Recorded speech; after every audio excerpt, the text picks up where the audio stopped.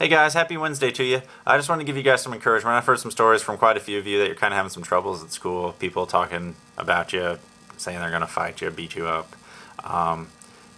Happened to me too. I'm still here. You'll make it. I want to encourage you with that. But also I want to encourage you with some of the best advice I've ever heard. And big surprise, it comes from Jesus. It's in Matthew chapter 5. He gives this thing called the Sermon on the Mount where he's like, this is what living a good life looks like. And all of this stuff we're talking about is in chapter 5. And this is towards the end, and Jesus is talking to the crowds, and he says, there's a saying, you've heard it, love your friends and hate your enemies. But I say to you, love your enemies.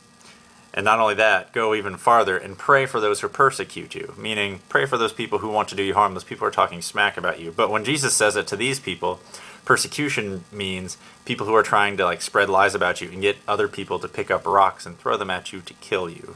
Like they're trying to get angry mobs to kill people. That's what persecution was. That's what Jesus is talking about. He says you should pray for those people. And most of the time we only pray for people we care about, right? Because we only want God to take care of the people we love that are nice to us. But Jesus says, nah, that's not it. He says because God gives sunlight to both good and evil. He lets the rain help the just and the unjust. It doesn't matter. He says the worst people on earth, they love the people that love them too. He's like, that's nothing special. He's like, if you want to be sons and daughters of the Father in heaven, that means you have to love and pray for your enemies. It doesn't mean you have to trust them, but it means that you have to love and pray for them. He says, if you're friendly only with your friends, how does that make you different from anyone else? He says, heathens do that, right? The worst people that you can think of on earth are normally pretty nice to the people who are nice to them, sometimes. But you are to be perfect, even as your Father in heaven is perfect. Jesus says you're called to something way more than just being nice to those people who are nice to you, right? And he says before that in chapter 5 and verse 11, he says, when you are reviled and persecuted and lied about because you are my followers, wonderful.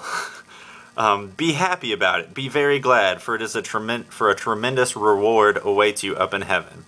And remember, the ancient prophets were persecuted too, meaning people who live for Jesus, who live for God, and try to show his love and point out things in the world that aren't going right, are always persecuted. But Jesus says, get excited about that. That means you're doing something good.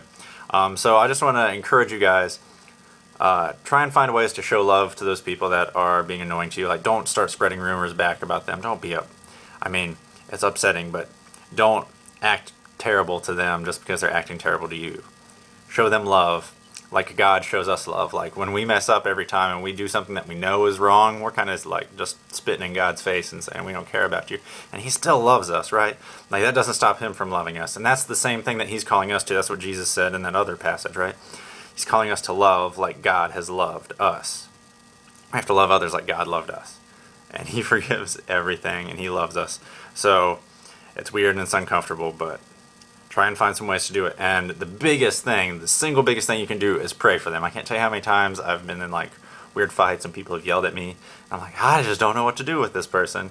And I'm just quiet while they're yelling at me. And then I go back and I pray for them for 2 weeks. And then all of a sudden they're like my best friend in the world. And I have no idea what happened. It's God. It's his Holy Spirit. And he does amazing things that we can't understand. So let God work for you. Start praying for those people who are giving you trouble.